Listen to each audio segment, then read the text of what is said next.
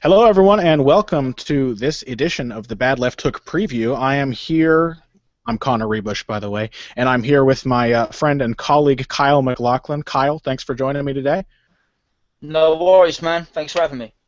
And today we are going to be discussing the HBO presentation of Gennady Triple G Golovkin versus Martin Murray, taking place this Saturday at 5:45 p.m. Eastern Standard Time. I'm going to have to put the onus on everyone watching this video to figure out what that time is in their own personal time zones. And then, of course, after the main event, Golovkin versus Murray, which is a great fight, probably one of Golovkin's best tests to date, we are also going to discuss the undercard, which unfortunately is not going to be broadcast by HBO, but which does contain some very interesting fights between champions, prospects, and fun action fighters. So we've got the undercard coming up after that, which I may as well just list the fights off now. We've got Hecky Butler versus Jesus Silvestre, Lee Haskins versus Omar Lamiri, and Hughie Fury, the brother or cousin of Tyson Fury, I can't remember which, versus cousin of Tyson Fury versus Andre Rudenko. But, of course, let's get to the main event first. Kyle, Golovkin versus Murray. Is this Golovkin's toughest fight yet? I think it might be, actually. I think that it's certainly the best opponent of his that we know is bang in his prime. Murray's a huge middleweight. We've seen him have favourable performances against some of the best middleweights in the world when he fought them. So I think he's an interesting stylistic challenge as well for Triple G. I just think it's going to be a really interesting fight. I'm not predicting any chance of a Murray victory. I don't know about you, Connor, but I definitely think he could. Dare I say, I actually think he might go the distance in this one. Yeah, I think if anyone has a chance of ending Golovkin's knockout streak, which I think is up to 18 by this point, it's probably Martin Murray. He may not have the boxing skill to hurt Golovkin. I don't suspect that he does, but he's definitely got the chin, and he's very, very durable. And he's got a survivor's instinct to him as well. It's very difficult to put Murray in that sort of terror zone that most of Golovkin's opponents find themselves in. No, not at all. He has a high guard. He's quite, I hate to say it, but quite a bog standard sort of European stylist in a way. He keeps his hands held high. He's got a decent, if not forceful, jab. He sets up punches off it quite well. He's good at digging to the body. He has a wide array of punches, mainly hooks, uppercuts, body shots. The straight right, which we saw against Sergio Martinez. He does get a bit sloppy when he throws his hooks. Sometimes he might get into a bit of a try to get people into a blender, so to speak, and just get a little bit sloppy at times. But he's a good fighter, Martin Murray. He's part of a pretty good domestic crop of middleweights, and he's the last man standing, really. Matthew Macklin got destroyed by Golovkin and hasn't looked anywhere near the same fighter since. Darren Barker obviously got destroyed by Felix Sturm and was injured, and it looks like he's retired, and rightly so. He's suffered with injuries a lot. And Martin Murray is kind of the last man standing in the pretty good British middleweight scene. There are some good prospects coming up, but certainly not any that are currently at world level. Absolutely. I mean, when I look at Martin Murray, I think bog standard might sadly be the best way to describe him, and that's not really an insult. Martin Murray is definitely a fighter who I would describe as a jack of all trades. He's quite skilled in just about every department. He's not particularly special defensively. He doesn't have truly potent offense. He really relies on what in modern boxing are considered very basic fundamentals. Nice high guard, kind of curls his back and just shells up and covers his whole body when he decides to block punches. The one thing I really see going in his favor in this fight that may give Golovkin a little pause is Murray's tendency to do what Paulie Malignaggi describes as a catch and shoot, which he's actually quite adept at. The moment he feels a punch on his glove, he will throw back with the same hand that stopped the punch, trying to capitalize on the opening before the opponent can get their hand back. And I know it's caused a lot of stir in the past, but I've kind of theorized that Golovkin's turning into a bit more of a puncher and a little less of a boxer puncher. And it's happened in a couple of recent Golovkin fights, for example, against Daniel Geale, where he has happily walked through shots in the middle of his combinations and just continue to throw. He's starting to favor a little more of an overwhelming style. And while Murray doesn't carry a massive amount of power, he certainly can put enough sting on his punches and times them well enough to hurt anybody if they're not careful. So it's an interesting. I don't expect Murray to win, but I think we could see some questions about Golovkin's development as a fighter resolved in this matchup. I'm actually going to slightly disagree with you, not in terms of any of your stylistic analysis, but I do actually think this style for Golovkin might actually be the sort of apex of his style, so to speak. You used to see a lot in the amateurs and in his early career, he'd almost overthink things. And I think for a guy with concrete hands and a cast iron chin, maybe he does need to be this kind of marauder type who just runs through people and just chases them down. And I don't know, man. I tend to think that some of the problems you'd see earlier on in Golovkin's career when he get tied up, in the amateurs, he'd get tied up a bit from time to time. His work could be a little bit sloppy as he'd overthink things and kind of rush.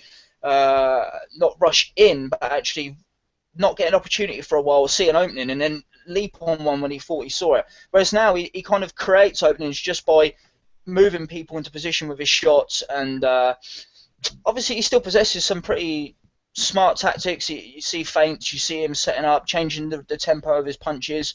But I actually tend to think that this might be the best version of Golovkin we'll ever see. It might not be a popular opinion, but personally, I think this is the best way for a fighter of his ilk to fight. I think, Kyle, that probably is the popular opinion. I don't think you're in any danger of upsetting people with that take. It's usually me who ends up on the unpopular side. But for me, if I can say, Connor, it's not because I like him more because he's more action-packed. I actually think stylistically this might be the proper, quote-unquote, proper way for him to fight. Yeah, and I'm not sure that I disagree with you there. I've posed the theory in the past that we may see Golovkin losing certain aspects of his skill set, and I think that is true. I think he does possess fewer of the defensive skills that he once did.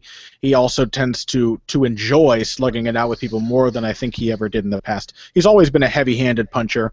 He's always been somebody who understands the basics of angles and rhythm and timing, and so it's natural for him to progress into this phase. I've seen a lot of punchers in the past slowly regress from an excellent boxer puncher style. I mean, I think George Foreman is probably the best example I can think of, but he's certainly not the only one. And the heavy-handed fighter is kind of cursed to ultimately realize that he can put somebody away with one more punch. All it takes is one more punch on the chin to end somebody's night early, and it's very difficult to avoid falling into the trap of starting to rely on that punch, because if it's all you need, then you start to realize, well, maybe I don't need all of these other things. Now, that being said, I think you're absolutely right in terms of offensive style. I think Golovkin is really, really hitting his peak. His rhythmic changes coming forward, the way he switches tempo as he throws his jab, absolutely fantastic. His jab is probably the best it's ever been in his career, and he sets up his offense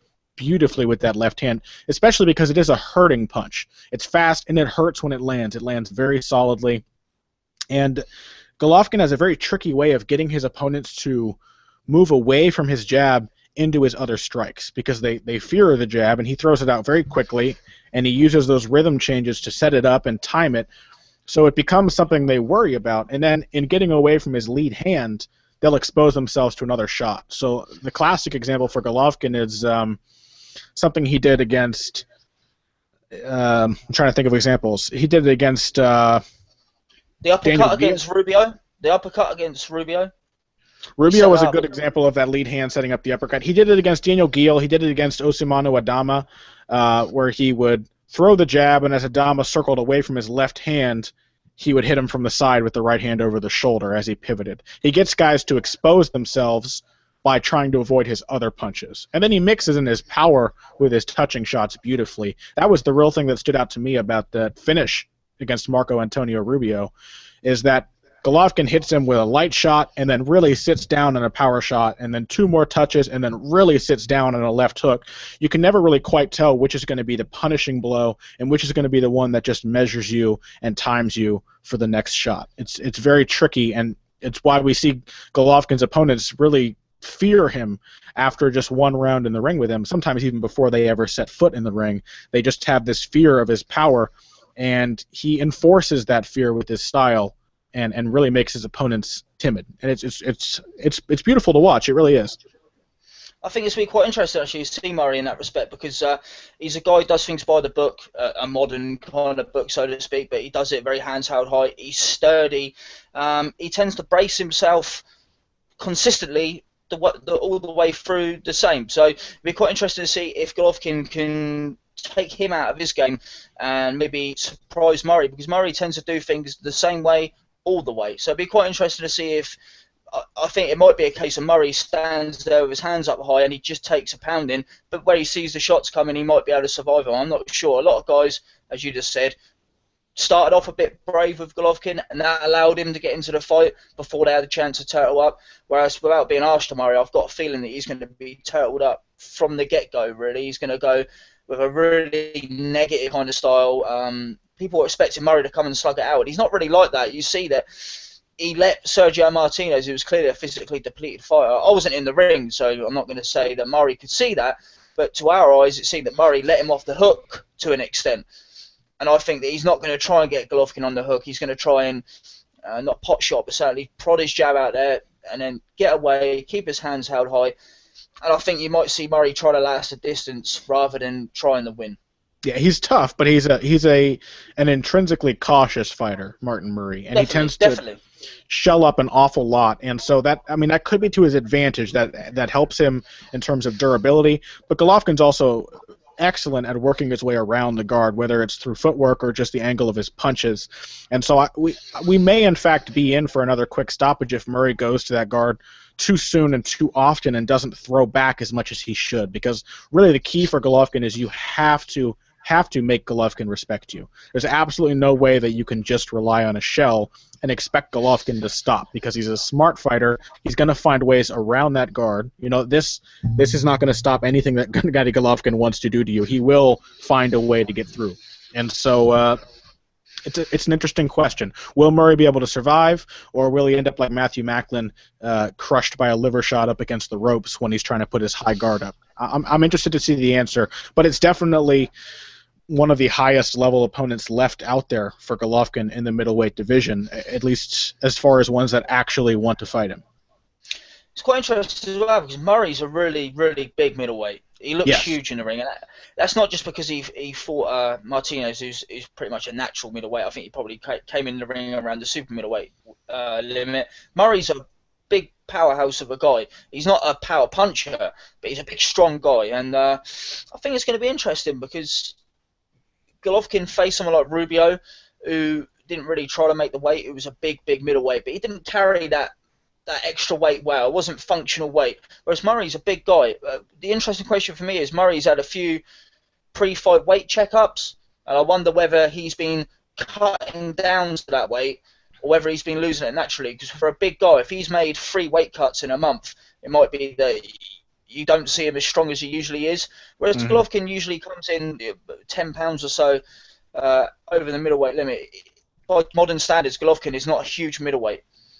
No, he's not. He's also getting slightly bigger from fight to fight, though. If frame-wise, I think that Golovkin looks, honestly, like a lot of junior middleweights out there. He's not a large, imposing figure, but he is coming in bigger and bigger with each fight. I think he's coming in around 172, 173 these days. He was 172, I believe, for the Rubio fight. And I think before that he was around 170 or 171. So I think he is gradually adding on muscle mass as he spends more time with Abel Sanchez there at Big Bear. So, there's a lot of questions that will be answered in this fight. Although, honestly, it wouldn't be utterly surprising if no questions were answered and if Golovkin blew Murray out of the water as easily as he has his past opponents. It's certainly a possibility. And in a way, that answers questions, too, because we realize that, yes, Golovkin can beat yet another slightly higher tier of competition just as impressively as he has the lower levels of the sadly watered-down top 10 at middleweight.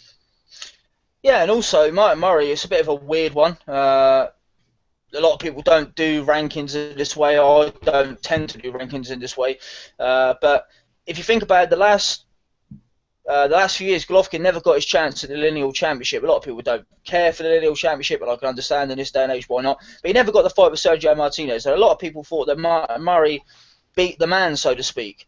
If you do go by that rationale, which again I don't, is this Golovkin finally fighting the man who beat the man, so to speak? We all know that Miguel Cotto did beat Martinez. He smashed him up and won the so-called lineal championship.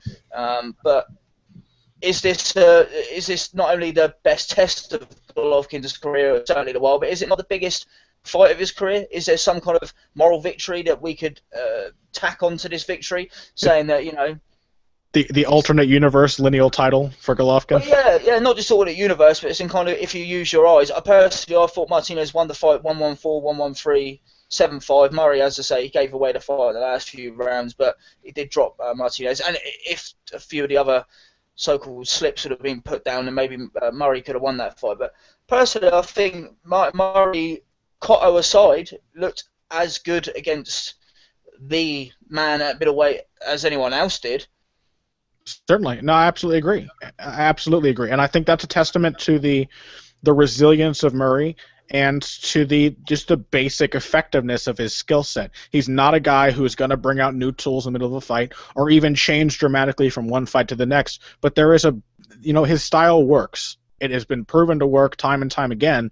And so we get to see, Murray is the kind of fighter that a matchmaker you've got to love, because if you put somebody against him, you know exactly what kind of test he's going to give them. He's a very consistent fighter. And so with Gennady Golovkin, we now get to see how he deals with somebody who is durable, who counters reasonably well, who is not afraid to walk an opponent down, and who has effective, if conceptually unimpressive defense. And so we get to see some questions answered by Gennady Golovkin by this matchup.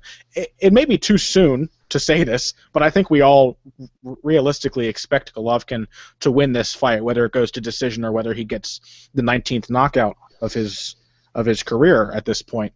But what do you think is next for Golovkin after this fight? Is there a fight that you think seems likely, or is there a fight that you really want to see?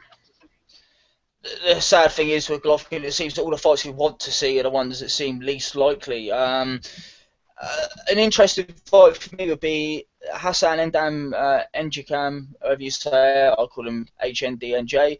Fantastic stylist from France. He hasn't got the greatest chin in the world, but he's got a massive heart. Fans probably remember him fighting Peter Kid Chocolate Quillin, going down, I think, about 400 times, but winning most of the rounds, you know what I mean? And he's a really impressive fighter. He's a good stylist. He's supposed to be fighting for the vacant IBF title. Not quite sure who it's going to be against yet. Billy Joe Saunders just turned the fight down. Might be Sam Sullivan, which would be pretty uninspiring, but if it's a way for him to grab a strap, then so be it. I've also heard Hassan Ndam versus David Lemieux being tossed around. Well, that would be great. The winner of that's perfect, because Sam Solomon is past it. He looked past it against Jermaine Taylor. Okay, he was injured, but the fact matter is, if you're looking that bad against Jermaine Taylor at this stage, and you're not a feasible contender, whether you're wearing a strap or not. But yeah, I think the winner of that fight would be great. I think Lemieux, people are getting a bit excited over the fact he smashed, was it Rosado? Yep. And he looked good in that fight, but people forget, he's still the guy, he is the classic guy you were talking about earlier, a puncher that fell in love with his power. He hasn't got the greatest chin in the world, and I think if you've got a banger versus a banger, it's the guy with the greater chin that's going to win. And Golovkin would smash him. But I tell you what, it'd be a fan-friendly fight. I'd love to see that. Personally, I'd like to see Golovkin get a so-called super fight, whether it's against Canelo, who's probably still weighs more in the ring than Golovkin. Cotto would be the one for me, because that is, again, people don't tend to care in this day and age of many, many championships, but that is the so-called lineal championship. And Cotto is somewhat of a modern legend. I don't think that fight would be competitive in any way, shape or form. But at the same time, it's the kind of scalp that Golovkin needs and deserves at this stage. He's a pretty popular fighter now. He's world renowned for what he's doing.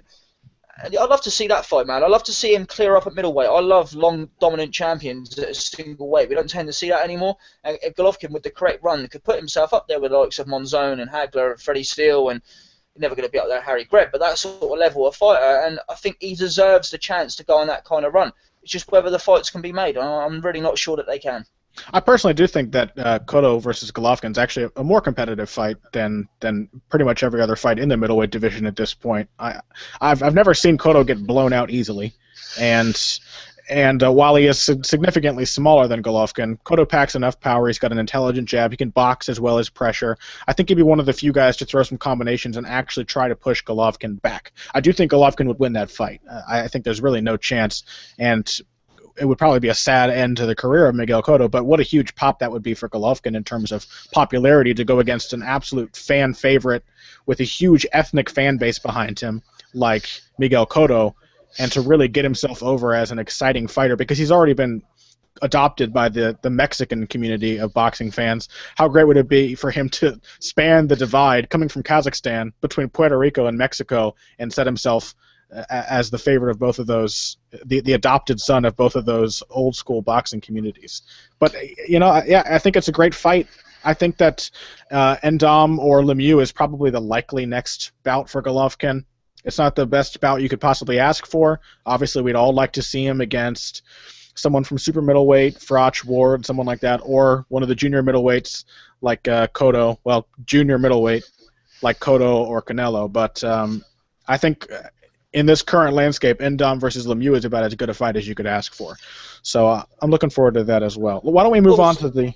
Oh, go on. Also, just quickly, I was going to say, there's a good fight coming up in April. I doubt either of these guys. If Andy Lee beats Peter Quillin, he's got to fight Billy Joe Saunders. If Andy Lee can beat Quillin and Billy Joe Saunders, he'll be on a really impressive run. He hits really hard.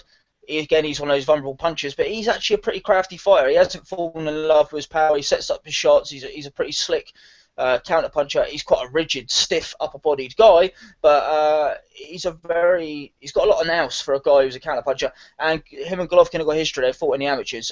One last point as well: Golovkin's supposed to be fighting in a soccer stadium in Kazakhstan sometime next year. So whoever that could be, I'm not sure, but that's what they seem to be working to. So maybe they'll save a big fight for then. I'm not sure. Actually, either Quillin or oh god, I'm blanking. Either Quillin or Andy Lee.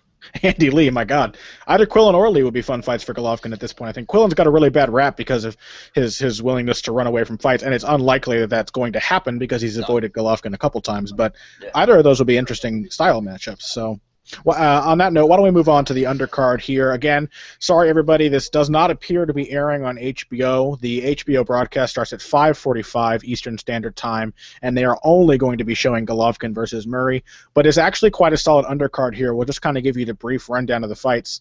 The co-feature of this card is minimum weight, #1 ranked fighter by the Transnational Boxing Rankings Board.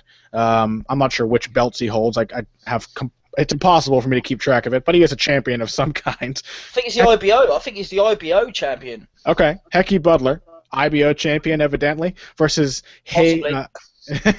some kind of champion, versus Jesus Silvestre. And that's an interesting fight, probably one that Butler is bound to win. But then if you haven't seen Hecky Butler, he's the kind of guy who tends to fight down to the level of his competition. He's vulnerable almost any day of the week, though he does win very consistently. What do you think of that fight, Kyle? Well, I'm not going to lie to you, it's pretty hard to get excited for me about the minimum weight. Sometimes there's a great scrap down there, but in terms of the divisional depth, there's not really much there. And I think that's kind of emphasised by the fact that Hecky Butler could be seen as the #1 in the division. He's not a bad fighter. He's somewhat inconsistent as a stylist. He doesn't tend to win fights convincingly, but he's got some good victories, and he's beaten a lot of the best fighters around, so to speak. Not that there is much of that. There doesn't tend to be unification bouts down there anyway. I think the last one was Ioka versus Yagashi, which is about 3 years ago now. Again, was a great fight. So it might end up being a good scrap. I haven't seen much of Silvestre. I know he's fought some good opponents like Donny Nietes, but he hasn't beaten any of them to my knowledge. What do you know about him, Connor? Silvestre, he's basically the classic example of a guy who is a solid fighter who loses every time he steps up his level. He's lost to, as you said, Donny Nietes early in his career. He lost to Ryo Miyazaki back in 2013, September of 2013, and then back in 2011 he fought I think the #8 ranked junior flyweight Paiparub Kokiet Jim, solid Thai fighter. So he's he's lost all of those bouts, but they've also been decisions. He's gone the distance with some good fighters, some of them naturally larger than him. It's not a style matchup really to be interested in, but as I said, Hecky Butler has a tendency of getting himself into exciting fights, whether they should be fun and competitive or not. If anybody has seen his last bout when he defended what is apparently the WBA World Minimum Weight title and the IBO World Minimum Weight title. He defended both of those belts against Xiong Zhaozhong, a Chinese champion, and it was a hell of a fight. I think Zhang knocked Butler down in round 2, and then Butler came back and hit him in round 3 or 4 and put him on the deck as well. Great back and forth fight. It didn't exactly make Butler look great, but he stuck in there, showed toughness, and won. He's got a very interesting, awkward style, and he's always worth watching if you've got the time. So if you can't hunt down one of the online streams for that fight, or if you happen to live in one of the countries that is showing the undercard, by the looks of it, that's Australia, Hungary, and Panama, I think. These are the countries that are... Hungary, that's a new country. Hungary. I'm thinking Austro-Hungary. If you happen to live in the Habsburg Empire, then you can enjoy this fight. But it's one worth watching. And then next up, we've got Lee Haskins versus Omar Lamiri. Not a fight that a lot of people may not have a lot of name value pop for a lot of people, but Lee Haskins is definitely a fighter I think who's always worth watching. Kyle, what are your thoughts on this fight? Oh man, Lee Haskins has been one of my unsung heroes for years. A lot of people don't like him because to watch he's quite a messy sort of stylist. I liken him to a kind of Winterbank, Brendan Ingalls style stylist, but without any of the finesse. And that's a style which is sometimes lacking in finesse in itself. But Lee Haskins has fought some real solid fighters. He's been involved in some dodgy decisions. He's been involved in some fights that were exciting that didn't appear they were going to be. He's been involved in some stinkers.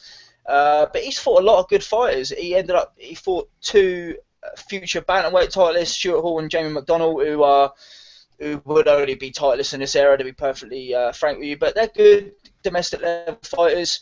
I think the last fight he had of any significance was when he got beat up by Stephen Jamoy, who most people will know fighting Scott Quigg up at super bantamweight, which he never should have been at. But Lee Haskins has fought a lot of solid fighters, man.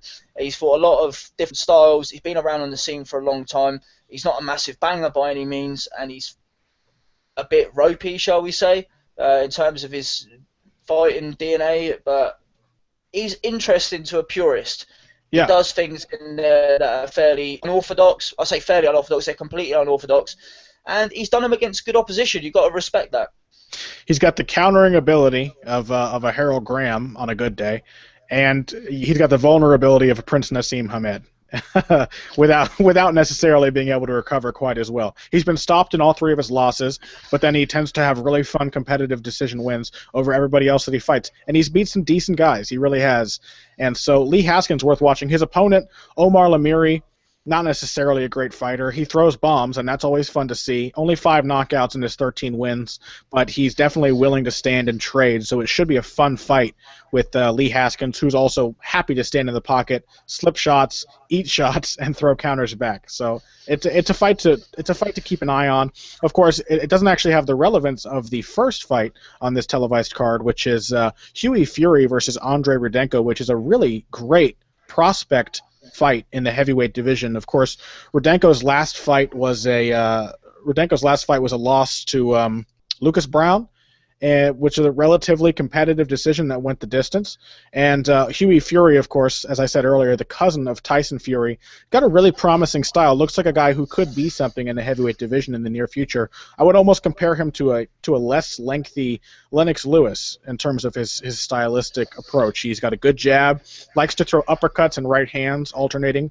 Throw the overhand or the right, depending on where your head's going to be. And he's got some considerable power, decent enough defense, very much like Tyson, except a little faster and more fleet-footed. Yeah, definitely. A lot of people remember Tyson Fury as being a guy that was quite sloppy on his way up.